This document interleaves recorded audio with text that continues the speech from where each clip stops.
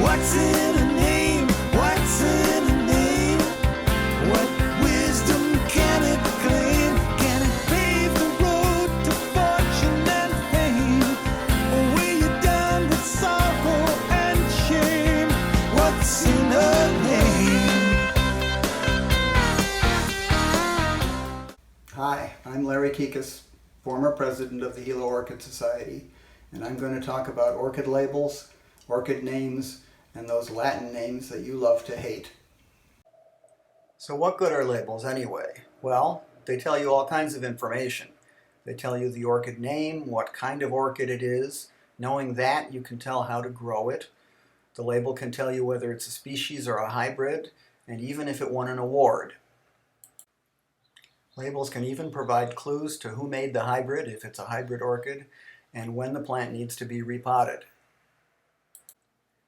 So why should you care about the name anyway? Well, I can't tell you how many times this has happened to me. Someone who's new to orchid growing is asking me, I just got my first orchid, how do I take care of it? And I say, well, what kind of orchid is it? It's pink. Well, that doesn't tell me anything. I need to know the name, and then I can tell you how to take care of it. Now, there are common names and Latin names. Now, the problem with common names is that different species can have the same common name. Like here, the plant on the left, Spathoglottis plicata, is sometimes called the Philippine orchid. But that same name, Philippine orchid, is used for the plant on the right, which isn't even an orchid at all. Very confusing. That's why we like to use Latin names. But I know a lot of you are afraid of Latin names. And the main thing that people are afraid of is that you're going to pronounce it wrong, right? I mean, what happens if you pronounce the name wrong? Like, is this Colegine? Put your hands up. It's not Colegine, it's Colegine, you fool. All right. Of course, that's really not what's going to happen. This is what's going to happen. I didn't expect a kind of Spanish Inquisition. Nobody expects the Spanish Inquisition. All kidding aside, the real reason you don't have to be afraid of pronouncing Latin is that there is no one correct way. Ancient Latin has its rules for pronunciation. Church Latin has its rules, and by the way, it's not pronounced the same as Ancient Latin. But we're talking about botanical Latin, and these are pseudo-Latin, or if you will, fake Latin words that have been used to name the plants. Consider, as an example, one of the many orchids named after people, Cattleya varshavitsii. Cattleya was named after an English grower named William Catley. Varshavitsii was named after a Polish botanist named Warshawicz. Now, there is no letter W in Latin, so it's not even possible to pronounce Warshawitsii correctly in pure Latin. So what do? Well, we usually try to pronounce it like a Polish name because it comes from a Polish name. But the point is that you don't have to worry about the purest pronunciation. So, how should you pronounce Latin? Well, just pronounce it like other people around you do. As examples, we all pronounce this Caesar, but officially in Latin it's supposed to be pronounced Kaiser. But if you say Kaiser, nobody's going to know what you're talking about. Similarly, the Boston Celtics, officially in Latin that would be Celtics. But again, if you live in Boston and talk about the Celtics, people are going to look at you very strangely. My last example is an orchid named Dendrobium. Well, when I used to live in Connecticut, everyone pronounced it nobly. And then I moved to Hawaii, and everyone here pronounces it nobile. So which one is it? Well, they're probably both incorrect as far as pure Latin goes, but as long as people can figure out which one you're talking about, what difference does it make? So what's the bottom line? Yes, you like potato, and I like potato. You like tomato, I like tomato. Potato, potato, tomato, tomato. Let's call the whole thing off. Okay, let's talk about orchid labels. But first, a little terminology. I'm going to be talking a lot about the names of species and the names of hybrids. So what is a species and what is a hybrid? A species is some type of creature that occurs in nature, whereas a hybrid is produced artificially by crossing two or more species. Hybrids are almost always man-made. There are a few natural orchid hybrids in nature, but there's over 100,000 man-made orchid hybrids. So for practical purposes, we can say that hybrids are man-made, species are things that occur in nature. As an example, the horse is a species. The donkey is another species. You cross a horse with a donkey and you get a mule. The mule is a hybrid. It works the same way with orchids. Paph rothschildianum on the left is a species. Paph armeniacum in the middle is another species. You cross those two species and you get Paph dalgoldi, which is a hybrid. Mabel, Black Label. I bet it's been a while since you heard that one. All right, let's talk about labels. And I'm going to start by talking about labels for orchid species. So this is a label on one of my orchids, and it says L. anceps Irwins AM/AOS. And let's just break that apart piece by piece. So the first part is the genus, in this case L period, which is an abbreviation for Laelia.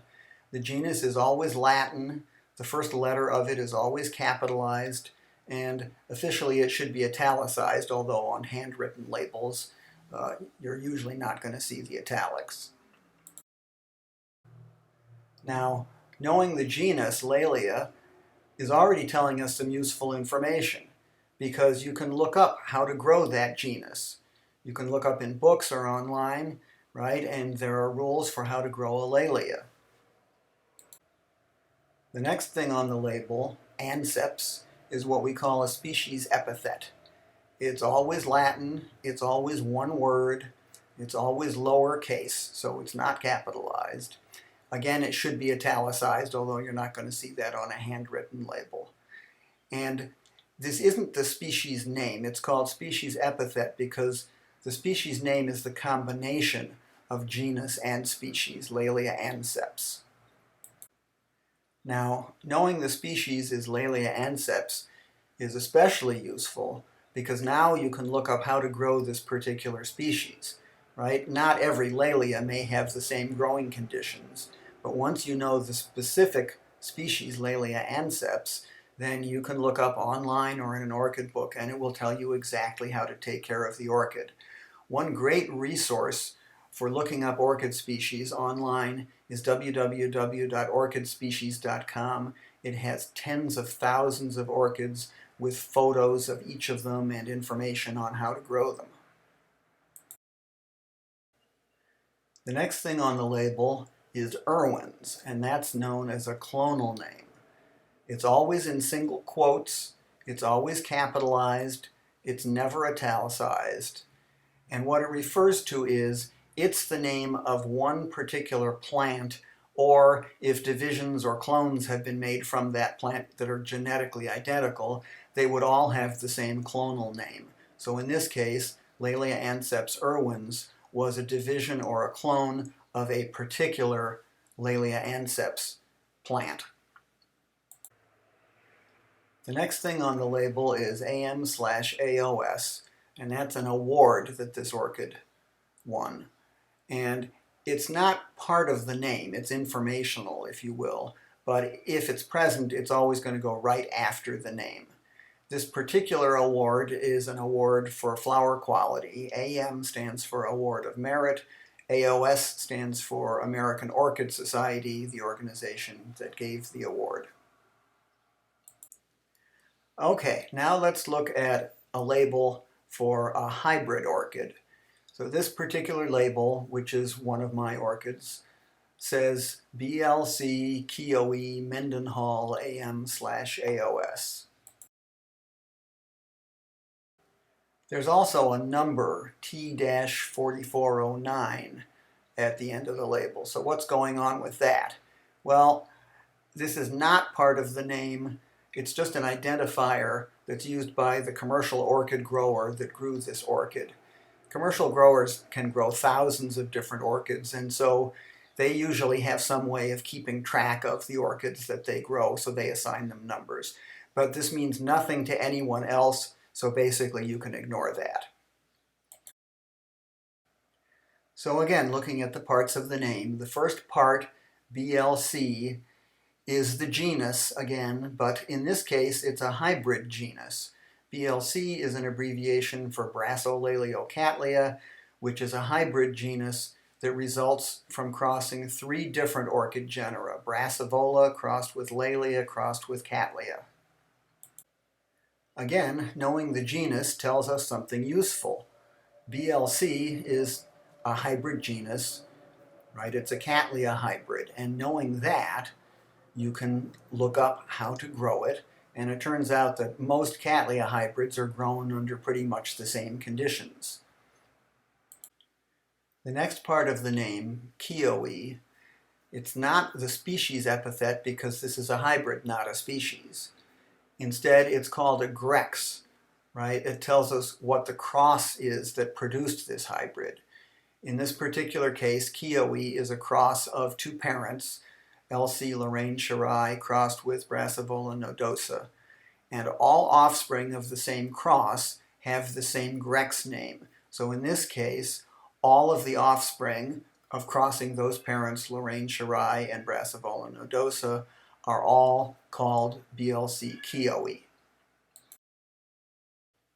Now, there are different rules for a hybrid grex name than there are for the species epithet, and that's one way that we can tell whether an orchid is a species or a hybrid. The grex name is always non-Latin, whereas the species epithet is always Latin. The grex name can be 1 or more words. The species name is always 1 word. Grex name is always capitalized.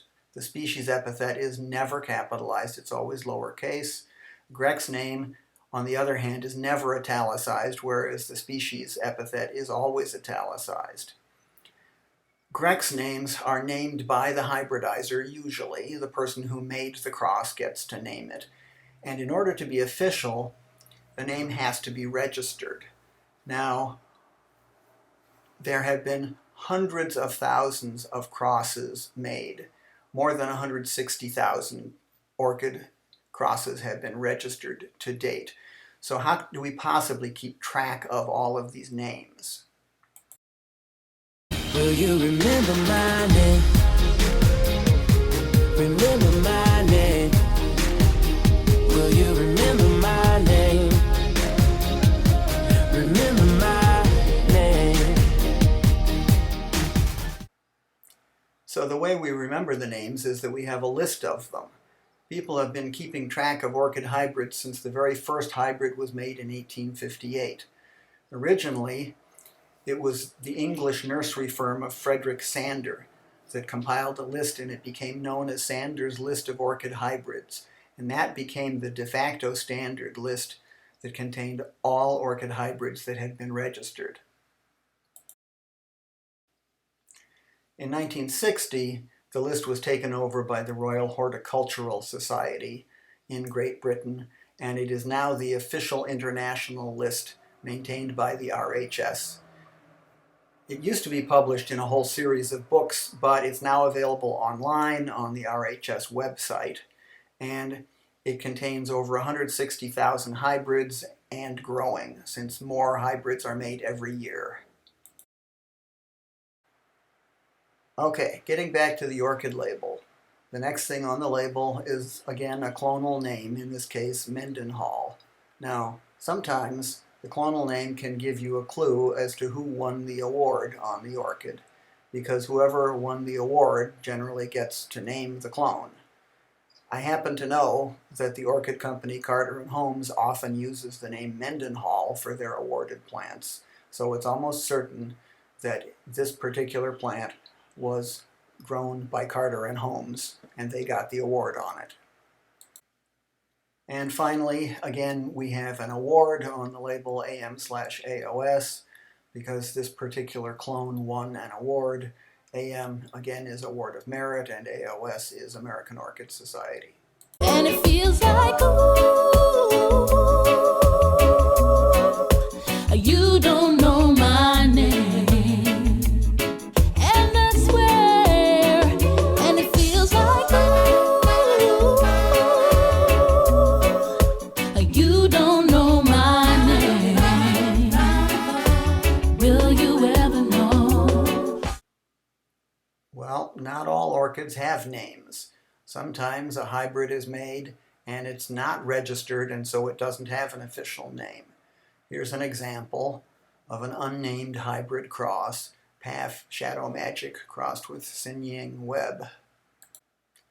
So again, the label starts with the genus name. In this case, the genus Paf, period, is an abbreviation for Paphiopedilum.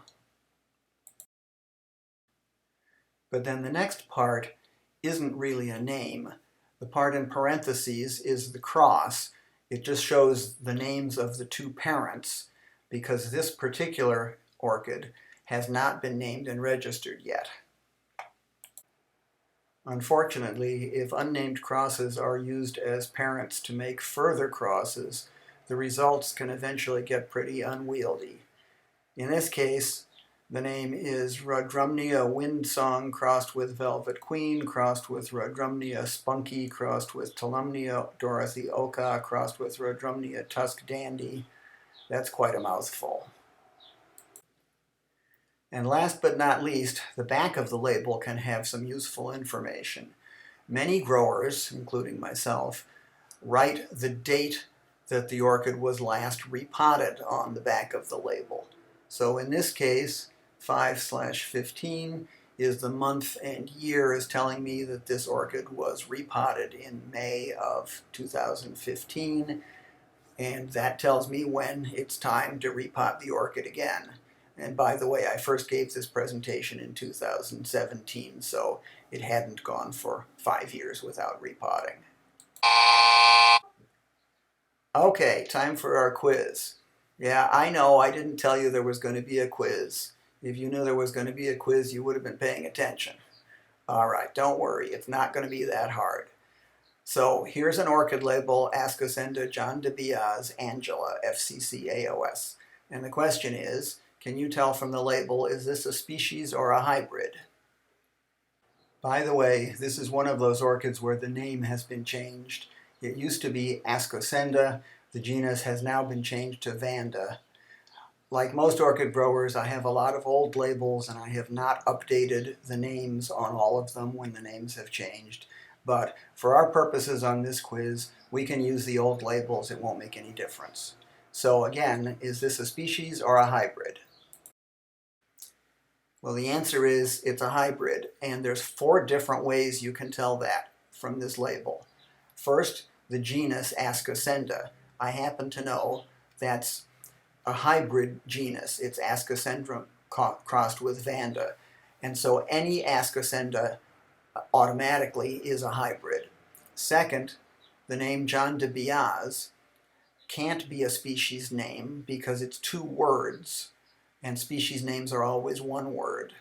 Third, John de Biaz can't be a species name because it's capitalized, and species names are always lowercase.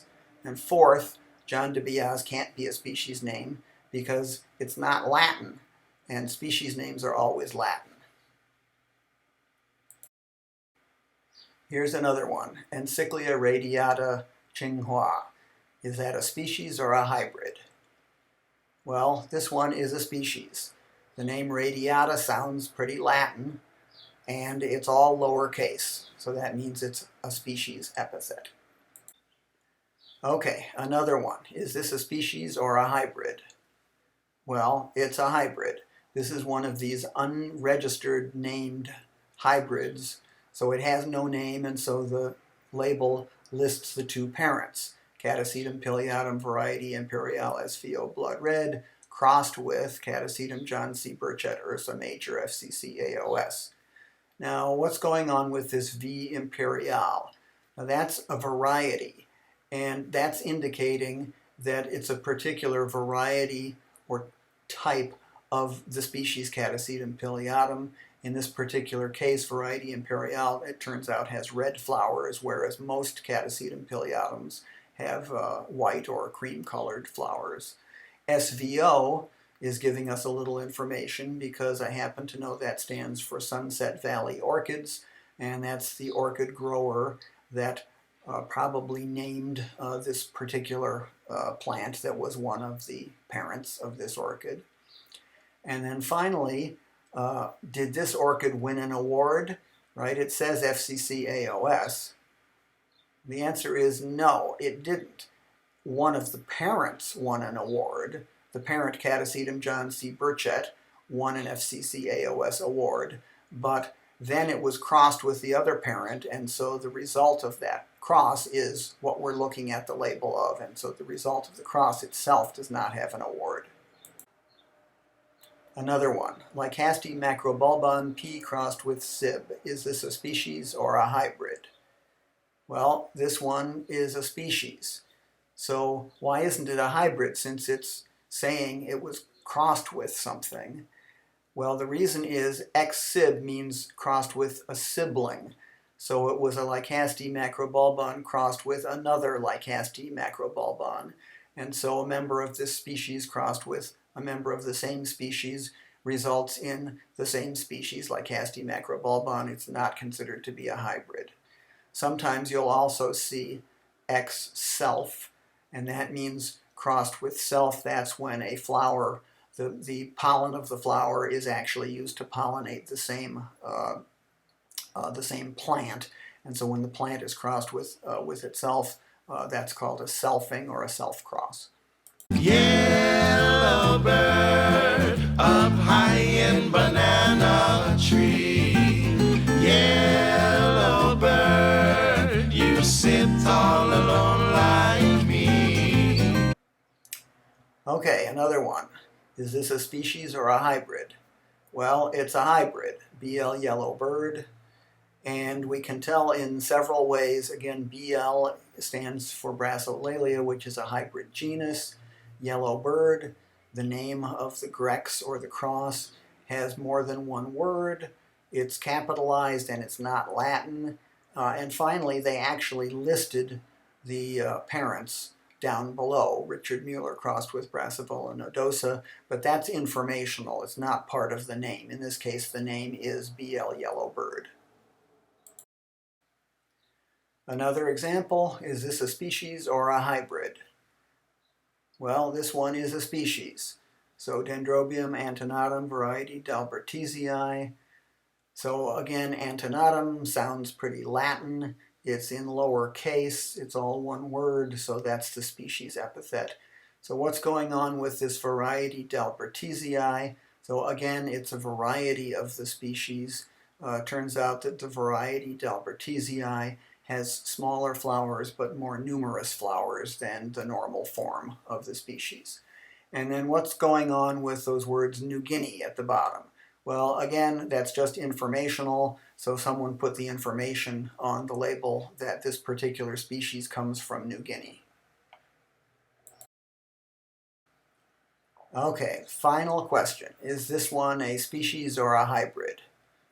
It's a species, and the name Cornucervi has been made by the hyphen. It's been made into a single word because species epithets always have to be one word.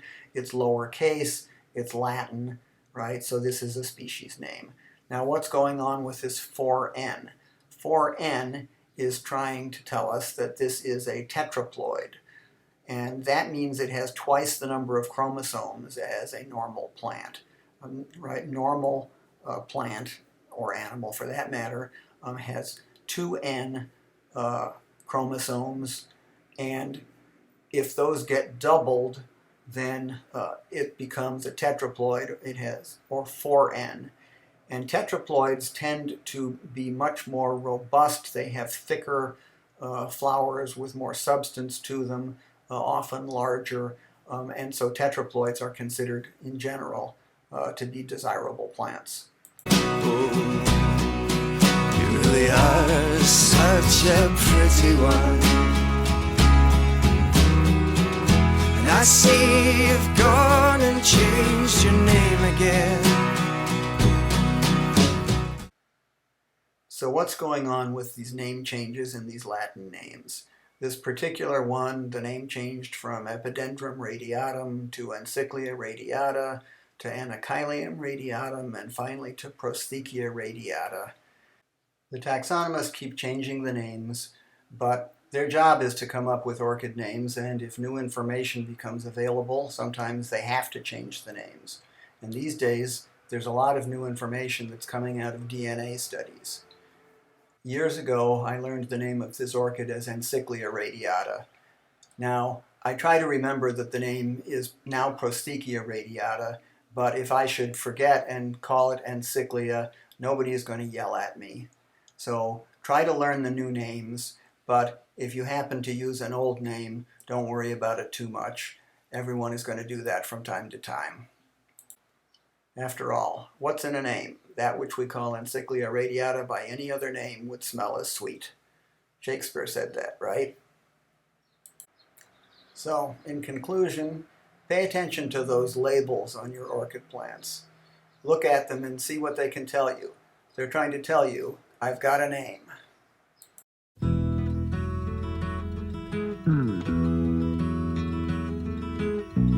Like the pine trees lining the winding road, I've got a name, I've got a name.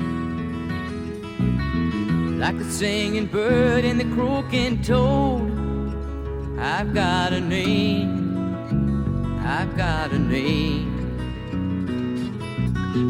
And I carry it with me like my daddy did, but I'm living the dream that he kept here. Moving me down the highway, rolling me down the highway, moving ahead so life won't pass me by.